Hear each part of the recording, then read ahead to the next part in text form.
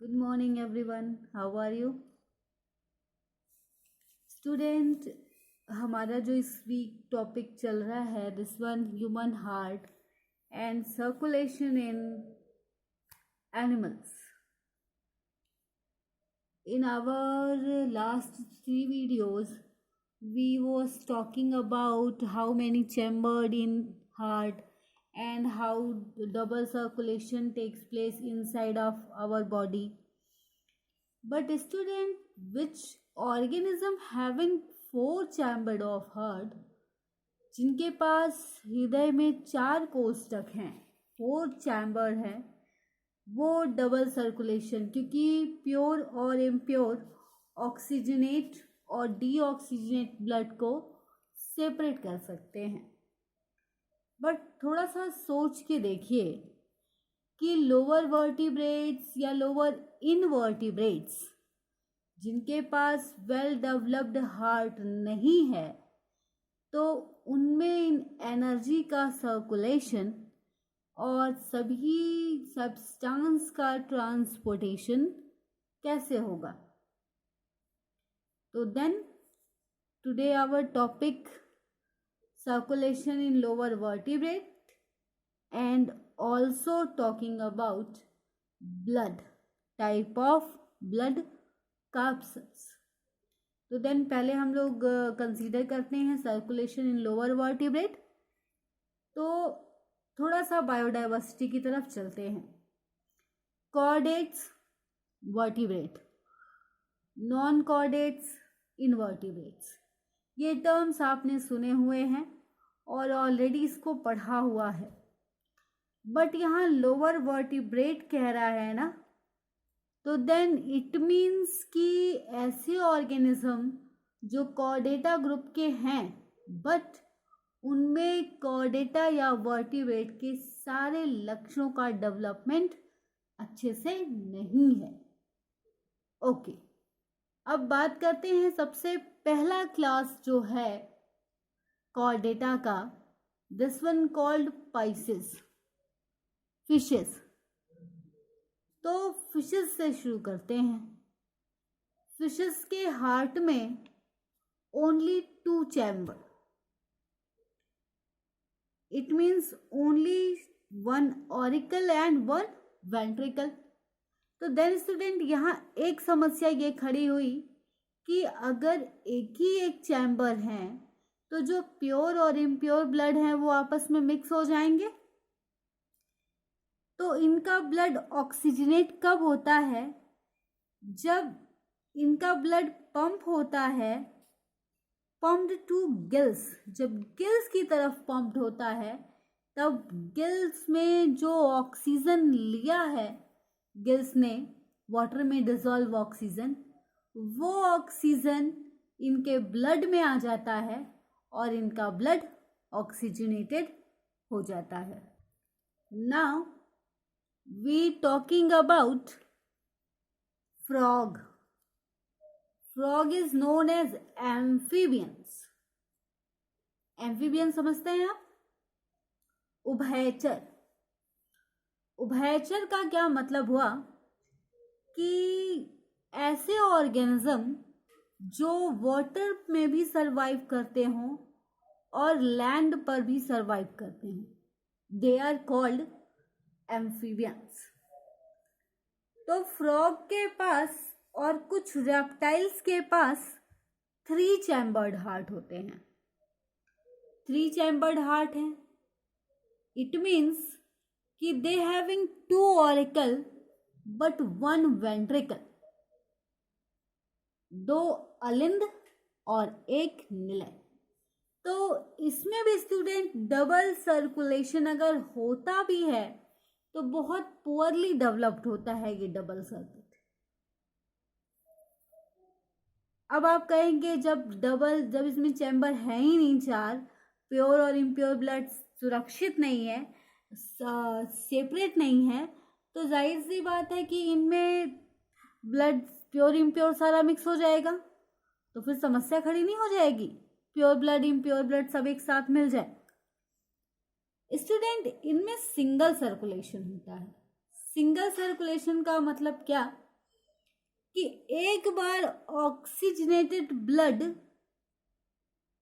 इनकी बॉडी में जाता है और फिर डीऑक्सीजनेटेड ब्लड जो यूटिलाइज हो जाते हैं वो वापस रहता है।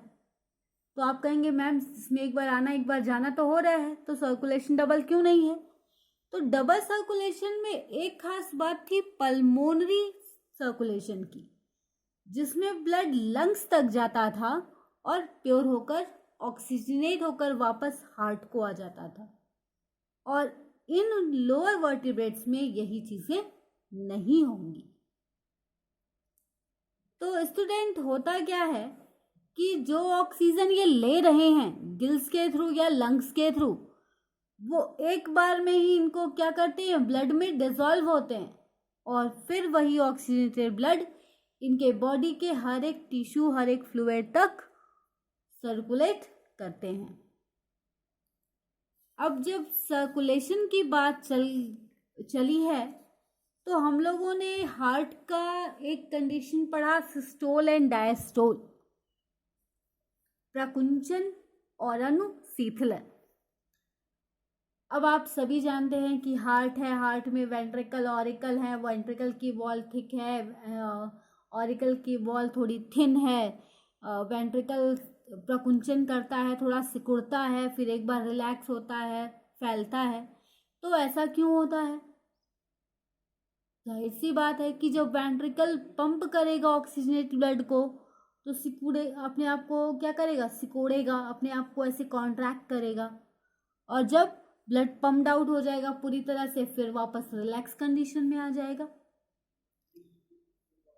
तो अब मान लीजिए कहीं वाटर ही किसी ट्यूब में फ्लो हो रहा है तो एक प्रेशर लग रहा है तब तो वाटर फ्लो हो रहा है।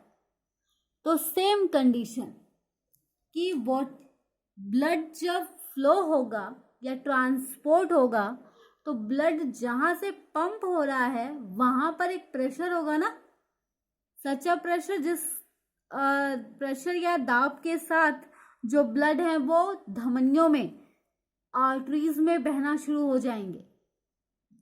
तो जिस दाब के साथ रुधिर धमनियों में बहता है उसे रुधिर दाब कहते हैं। The force that the blood exerts against the wall of vessels, यहाँ vessels से मतलब arteries से है फिलहाल, is measured called blood pressure। तो ब्लड प्रेशर किससे मेजर किया जा सकता है? तो एक स्पेसिफिक इंस्ट्रूमेंट होता है जिससे ब्लड प्रेशर को मेजर किया जाता है। दिस वन इज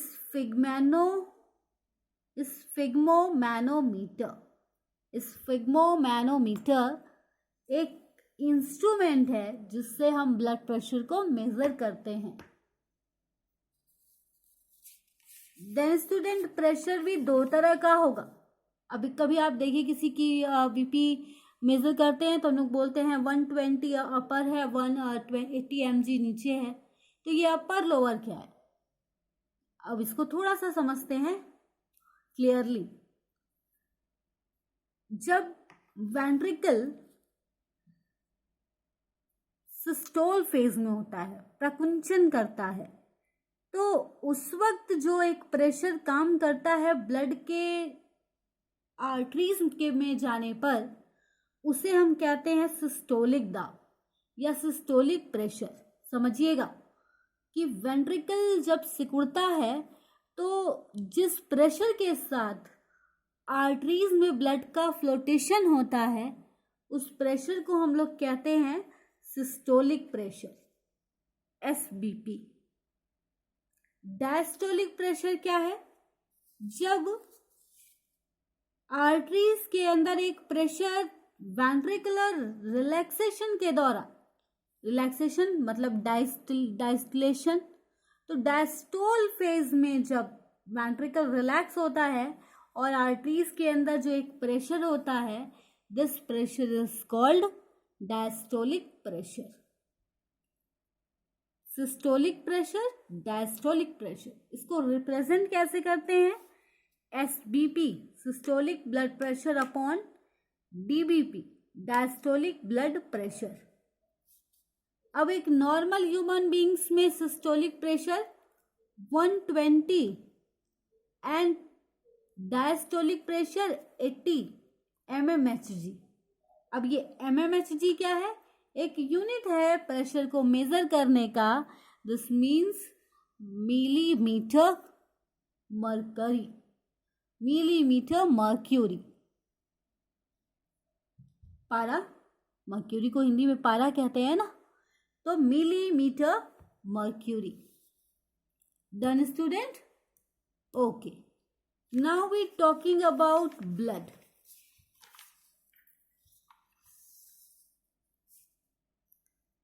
समझेंगे, पूरे ब्लड का 55% प्लाज्मा होता है और बाकी का 45% ब्लड कैप्सूल्स होते हैं। एक एक को डिटेल में पढ़ लेते हैं। पहले प्लाज्मा की बात करते हैं। प्लाज्मा कलरलेस और इसमें 90 to 92% अमाउंट होता है वाटर का, और बाकी जो बचा हुआ अमाउंट होता है लाइक 8 और 10% protein, glucose, fat, fatty acid, other nutrients होते हैं, कुछ मिनरल्स भी। और प्लाज्मा का फंक्शन क्या होता है? Transportation, prevention of blood loss and disposal of CO2। CO2 को डिस्पोज आउट करना है ना रेस्पिरेशन की प्रोसेस के दौरान, तो उस CO2 को कैरी करने का काम कुछ हद तक प्लाज्मा भी करता है। तो 55% भाग ब्लड का कौन होता है? प्लाज्मा। और प्लाज्मा में 90 to 92% वाटर होता है और बाकी का बचा हुआ 8 या 10% protein, fat, glucose and minerals होते हैं। अब बात करते हैं ब्लड कैप्सूल्स की। Blood capsules erythrocyte, leucocyte, thrombocyte, RBC, WBC and blood platelets. Red blood capsules, white blood capsules and platelets. पहले बात करते हैं रेड ब्लड कैप्सूल्स या इरिथ्रोसाइट के बारे में। 45 to 50 lakhs per ml इनका अमाउंट होता है। और स्टूडेंट, मैंने आपको रेस्पिरेशन के वक्त ही बताया था कि exchange of gases through blood, जो गैसेस का एक्सचेंज हो रहा है वो किसके थ्रू होगा? ब्लड के थ्रू। थोड़ा सा आप एक बार इसे समझ लीजिए कि जब ब्लड में एक पिगमेंट प्रेजेंट होता है हीमोग्लोबिन,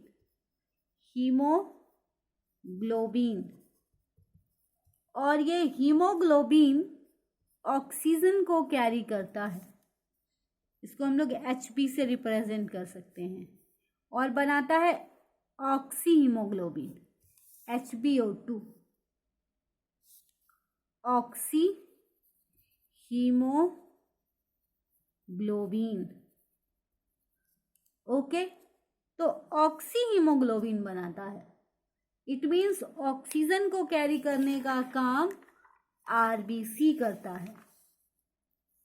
इसके अलावा हीमोग्लोबिन के प्रेजेंस की वजह से जो ऑक्सीजन है वो बहुत आसानी से इजीली कैरी कर लेता है ब्लड। और स्टूडेंट, अब बात करते हैं ल्यूकोसाइट, WBC, श्वेत रुधिराणु या white blood capsules. Student, white blood capsule को बॉडी का सोल्जर कहा जाता है, सिपाही। क्यों कहा जाता है? क्योंकि बॉडी का एक डिफेंस सिस्टम है, उस सिस्टम के जो वॉरियर्स हैं, सेल्स, वो इसी ल्यूकोसाइट या WBC से बने होते हैं। 5000 to 9000 पर ml इनकी संख्या होगी, अमाउंट होगा। एंड इनका सबसे मेन काम है protection from injury and diseases.